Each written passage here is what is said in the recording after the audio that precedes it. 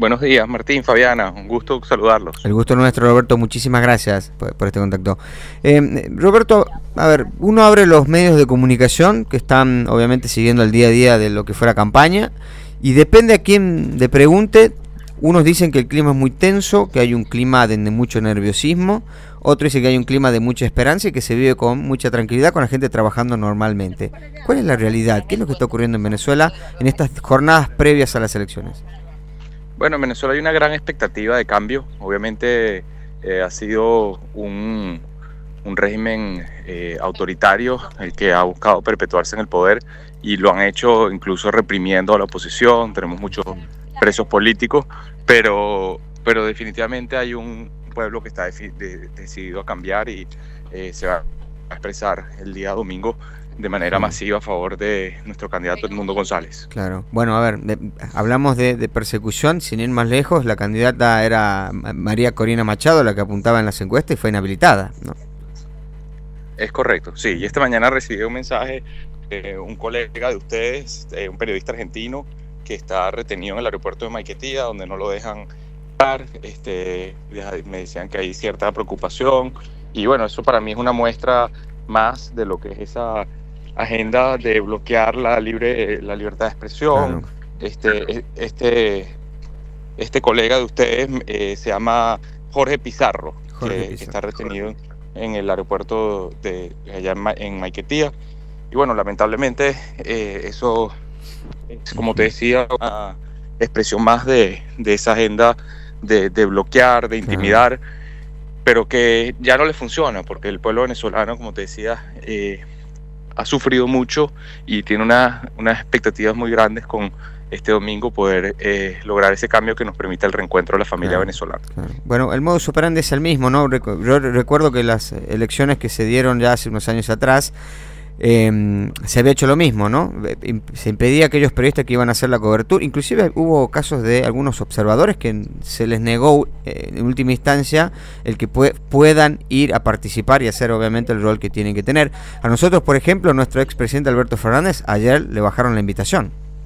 Sí, bueno, y le bajan la invitación simplemente por decir que si Maduro pierde tiene que reconocer, y ahí es donde ves la naturaleza del régimen y lo que está en juego.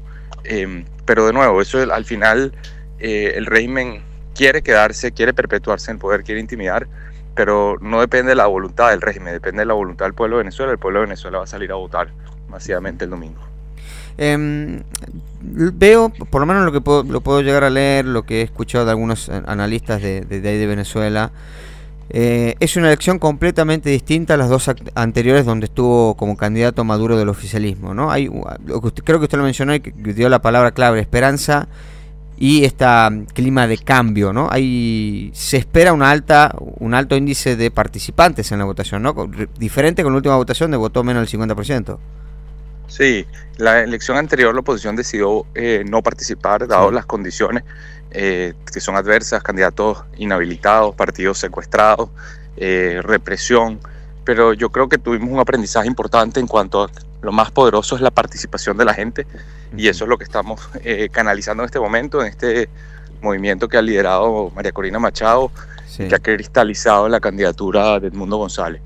Una gran diferencia con procesos anteriores es no solamente la estrategia de votar, la unidad de la oposición, sino también la brecha gigantesca que existe en la preferencia, como nunca antes había existido, y eso desde nuestro punto de vista es lo que augura que podemos tener un cambio el día domingo. Claro. ¿Qué dicen las encuestas? Corríjame si me equivoco, vi dos nada más, pero más o menos 40 puntos de diferencias entre Edmundo González y el oficialismo.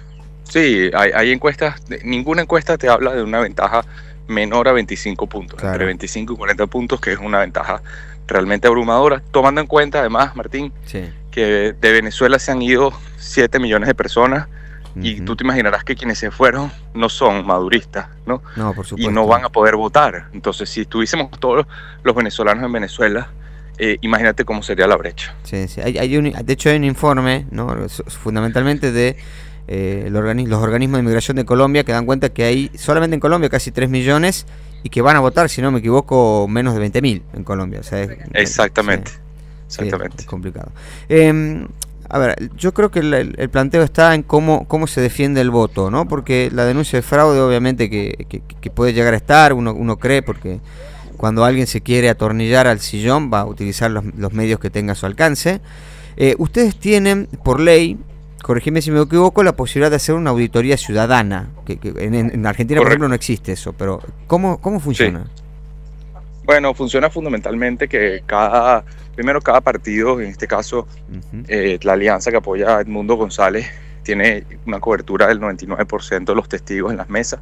Sí. Estamos hablando, además de que ha habido muchas trabas y muchos obstáculos con respecto al procedimiento que establece la ley. Maduro ha ido cambiando las reglas de juego y ha sido un obstáculo tras otro que se ha ido superando. Pero aparte de la presencia de los testigos, al final del proceso se abren las cajas donde se depositan los recibos que muestran el voto de cada elector, y la mitad de las cajas se abren y se cuentan manualmente para contrastarlo contra lo que dicen las actas. Claro. Y esa auditoría ciudadana, cualquier elector tiene el derecho de asistir y a observarla. ¿Y nadie le puede negar el derecho, ni por una cuestión de espacio, de infraestructura?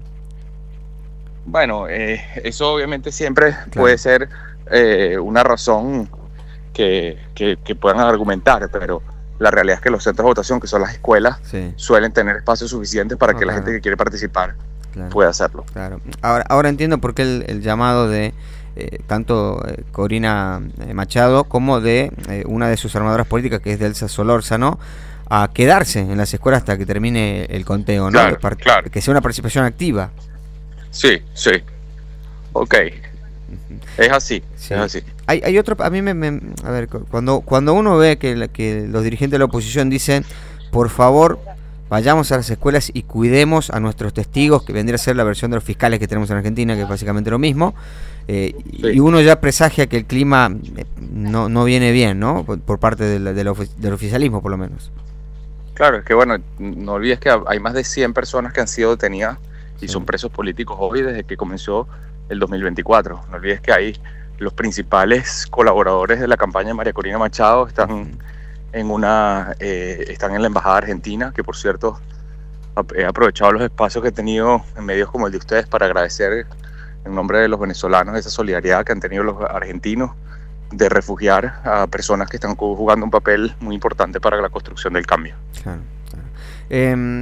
¿Cómo han tomado, y si esto les genera muchas expectativas, que haya cambiado los vientos en el contexto internacional, ¿no? Porque antes, cuando uno hablaba de Maduro, veía que tenía aliados como Lula da Silva, en algún momento Néstor Kirchner, bueno, cuando estaba Chávez, ¿no? Algunos otros aliados de otros países de la región que de hecho reconocían el triunfo de Maduro en la elección anterior, cuando la mayoría de la comunidad internacional no lo hacía.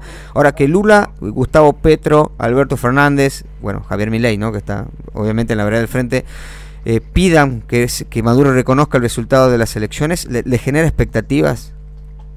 Por supuesto, y yo creo primero que el sol no se tapa con un dedo.